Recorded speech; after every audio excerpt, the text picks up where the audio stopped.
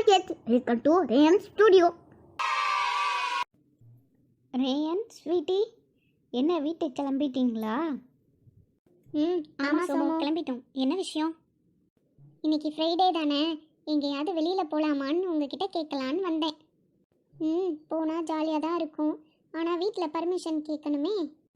இதுவும் நல்ல ஐடியா தான். நான் சொல்ல மறந்துட்டேன், நாளைக்கு சந்தோஷுக்கு பர்த்டே வேறு. ஓ சூப்பர் ரேயன், அப்போ நம்ம அப்படியே வெளியில் போயிட்டு நைட்டு சந்தோஷ் பர்த்டேவும் செலிப்ரேட் பண்ணிடலாம். நல்ல ஐடியா. சந்தோஷ் பர்த்டேனா அம்மா என்ன ஒன்றும் சொல்ல மாட்டாங்க, நாளைக்கு லீவு வேற. ஸோ போகலாம். Okay Lily. ஓகேடா, நானும் வீட்டில் போய் அம்மா கிட்ட சொல்லிட்டு ஈவினிங் வரேன். எங்கே போகலாம்?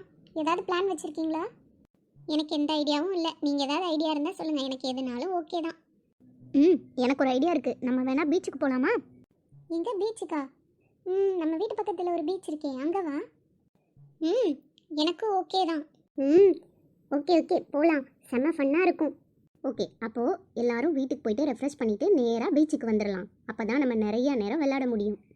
சந்தோஷுக்கு நம்ம பர்த்டே செலிப்ரேட் பண்ண போகிறது அவனுக்கு சர்ப்ரைஸாக இருக்கட்டும், யாரும் அவங்ககிட்ட சொல்லிடாதீங்க. ஓகே ரேயன், சொல்ல வேண்டாம், சர்ப்ரைஸாக இருக்கட்டும். ஓகே, நான் அப்போ சந்தோஷ் ஃப்ரெண்ட்ஸ்கிட்டையும் சொல்லி அவங்களையும் ஈவினிங் பீச்சுக்கு வர சொல்கிறேன். அப்போ செம்ம ஜாலியாக இருக்கும். ஓகே, நம்ம அப்போ கிளம்பலாம். எல்லாரும் பீச்சில் மீட் பண்ணலாம்.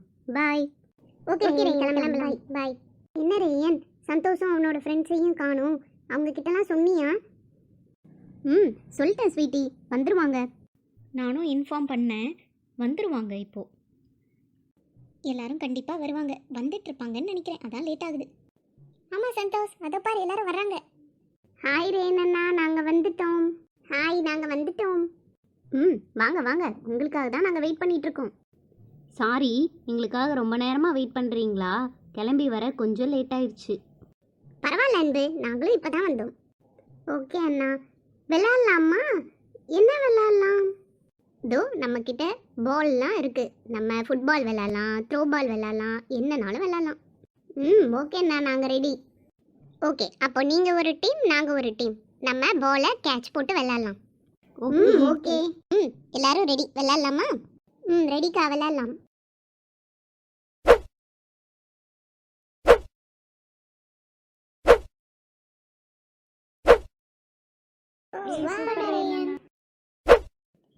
பால் பீச்சுக்குள்ள போகுது, பிடிங்க.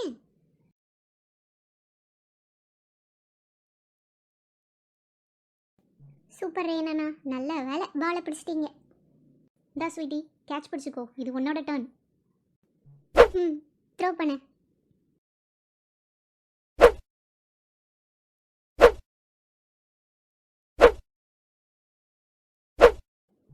லிலி, நம்ம 2 பேரும் கொஞ்ச நேரம் உட்காந்து மணல் வீடு கட்டி விளையாடலாமா? ஓகேக்கா, ஜாலியாக இருக்கும், வாங்க விளையாடலாம். ஓகே, அப்போ நீங்கள் மணல் வீடு கட்டி விளையாடுங்க, நாங்கள் ஃபுட்பால் விளையாடுறோம். வா லிலி, போகலாம். ஐ ஜாலி, எனக்கு ஃபுட்பால்னா ரொம்ப பிடிக்குமே. ஓ அப்படியா? ஓகே வா விளையாடலாம். என்னந்தா, நீ ஸ்டார்ட் பண்ணு.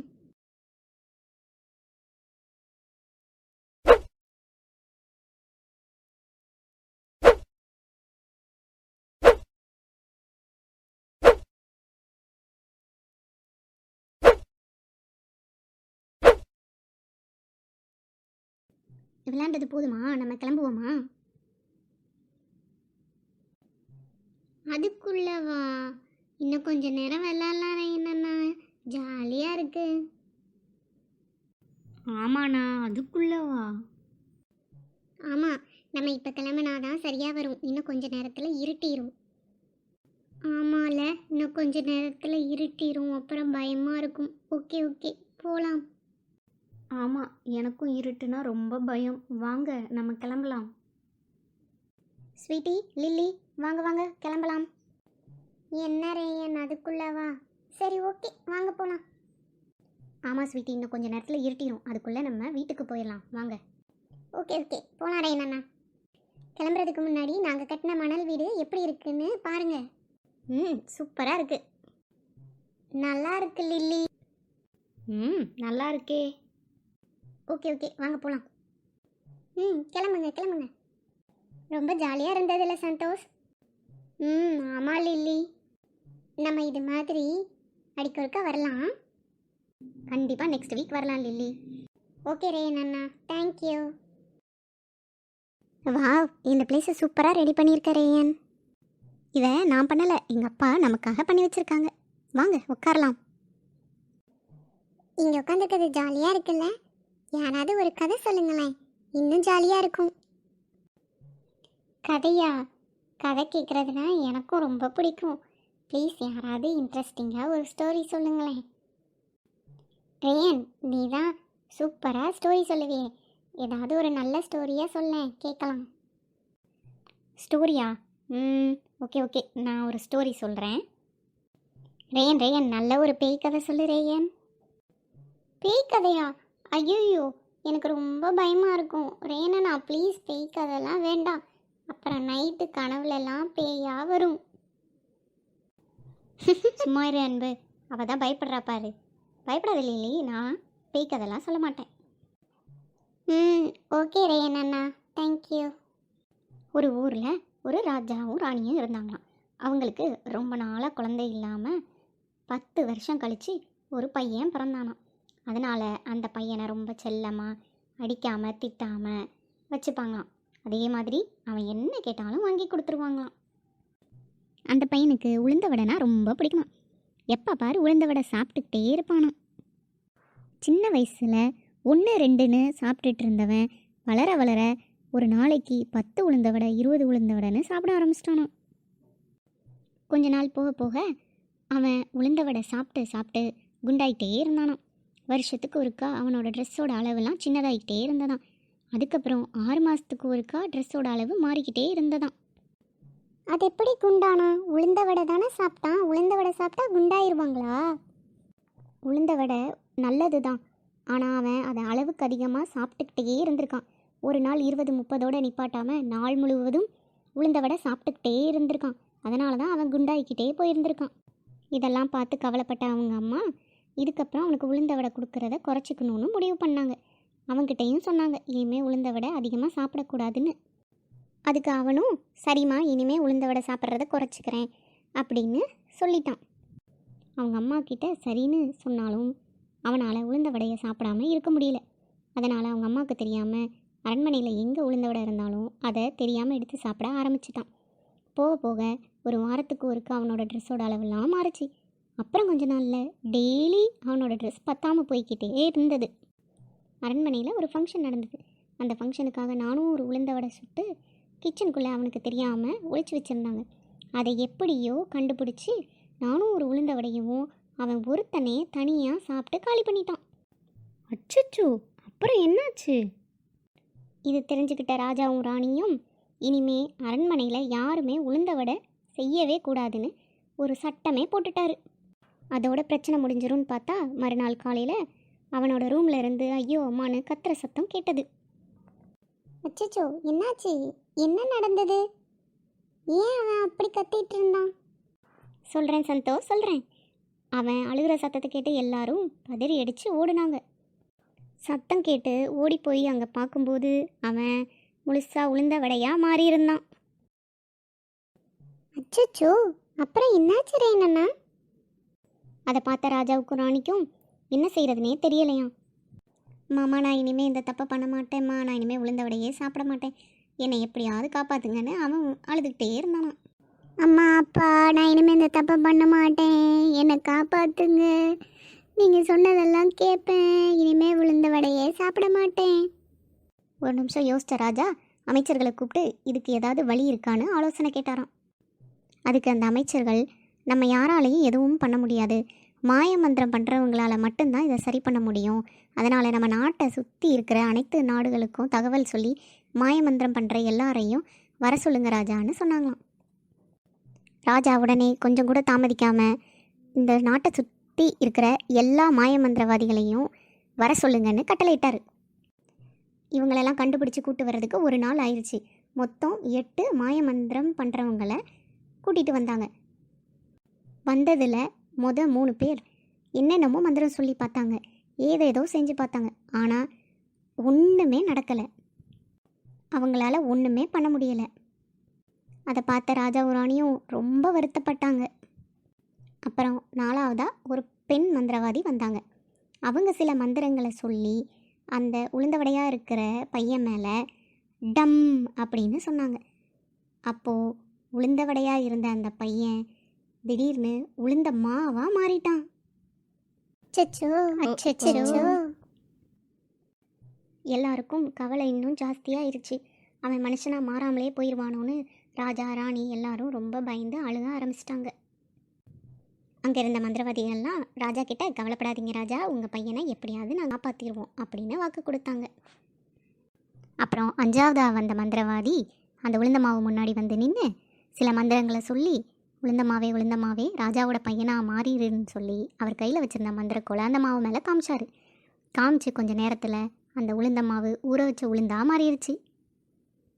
யாருக்குமே எதுவுமே புரியலை. எல்லாருக்கும் பயம் ஜாஸ்தி ஆகிக்கிட்டே இருந்துச்சு. 5வது மந்திரவாதியால் அதுக்கு மேலே எதுவுமே பண்ண முடியல. ஏன்னா அவரோட எல்லா சக்தியையும் யூஸ் பண்ணிட்டாரு. அப்புறம் 6வது மந்திரவாதி வந்து அந்த உளுந்தம்பயிர் முன்னாடி நின்று அவரோட சக்திகளெல்லாம் யூஸ் பண்ணி உளுந்தம்பயிரே ராஜாவோட பையனாக மாறிடுன்னு சொல்லி அவரோட மந்திரக்கோலை எடுத்து காமிச்சார். காமிச்சு கொஞ்ச நேரத்தில் அந்த ஊற வச்ச உளுந்தம்பயிறு ஊற வைக்காத உளுந்தம்பயிராக மாறிடுச்சு. அதுக்கப்புறம் 7வதா இருந்த மந்திரவாதி ட்ரை பண்ணார். அவரோட சக்திகளெல்லாம் யூஸ் பண்ணி உளுந்தம்பயிரே ராஜாவோட பையனாக மாறிடு அப்படின்னு அவரோட மந்திரக்கோலை எடுத்து காமிச்சார். காமிச்சு கொஞ்ச நேரத்தில் அந்த உளுந்தம்பயிறு உளுந்தஞ்செடியாக மாறிடுச்சு. இதை பார்த்த எல்லாருக்குமே ரொம்ப பயம் வந்துருச்சு. அவன் மனுஷனாக மாறுவாங்கிற நம்பிக்கையே இழந்துட்டாங்க. ஏன்னா இன்னும் ஒரே ஒரு மந்திரவாதி தான் இருக்கார். அப்புறம் எல்லாருமா சேர்ந்து கடவுள்கிட்ட மொத்தமாக வழிபட ஆரம்பித்தாங்க. 8வது மந்திரவாதி அவரோட மந்திரத்தை சொல்ல வரும்போது மற்ற 7 மந்திரவாதிகளும் அவர் கூட சேர்ந்துக்கிட்டாங்க. எல்லாரும் சேர்ந்து கடவுளை பிரார்த்தனை பண்ணிவிட்டு மந்திரங்களை சொல்ல ஆரம்பித்தாங்க. மந்திரத்தை சொல்லி முடித்து 8வது மந்திரவாதி அவரோட கோலை எடுத்து உளுந்தஞ்செடியே ராஜாவோட பையனாக மாறிடு தின்டனான் டுன் அப்படின்னு சொல்லி அந்த கோலை அந்த செடி மேலே காமிச்சார். காமிச்சு ஒன்றுமே நடக்கலை. எல்லாரும் ரொம்ப பயந்துட்டாங்க. ராஜாவும் ராணியும் அழ ஆரம்பிச்சிட்டாங்க. கரெக்டாக 30 செகண்டு கழித்து அந்த உளுந்தஞ்செடியிலிருந்து ராஜாவோட பையன் மறுபடியும் வெளியில் வந்துட்டாரு. எல்லாரும் ரொம்ப சந்தோஷமாயிட்டாங்க. ராஜாவுக்கும் ராணிக்கும் சந்தோஷத்தில் அழுகையாக வந்துருச்சு. அப்புறம் ராஜாவோட பையன் அவங்க அம்மாக்கிட்டையும் அப்பாக்கிட்டையும், இனிமேல் நான் இந்த தப்பை பண்ண மாட்டேன், நீங்கள் சொல்லியும் கேட்காம அதுக்கு அதிகமாக உளுந்தோட சாப்பிட்டது தப்பு தான், இனிமேல் இந்த தப்பை பண்ண மாட்டேன், என்னை மன்னிச்சிருங்கன்னு அழுதான். வந்த எல்லா மந்திரவாதிகளுக்கும் தகுந்த சன்மானம் கொடுத்து ராஜா அனுப்பி வச்சிட்டாரு.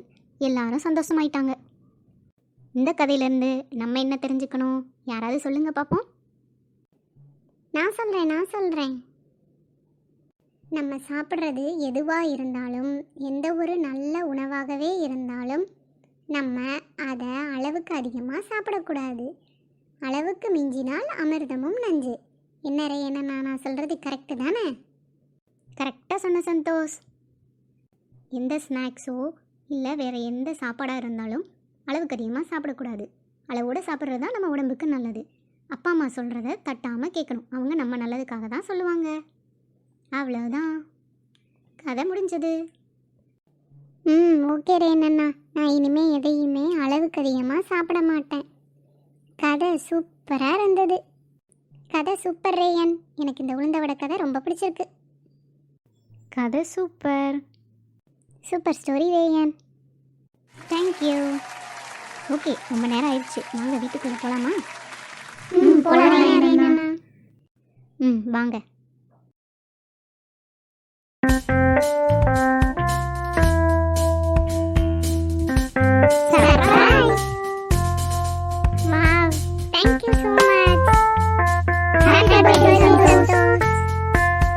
இந்த சர்ப்ரைஸை நான் எதிர்பார்க்கவே இல்லை.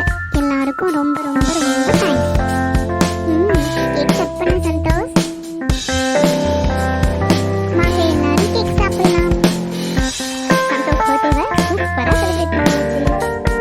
எல்லாரும் அடுத்த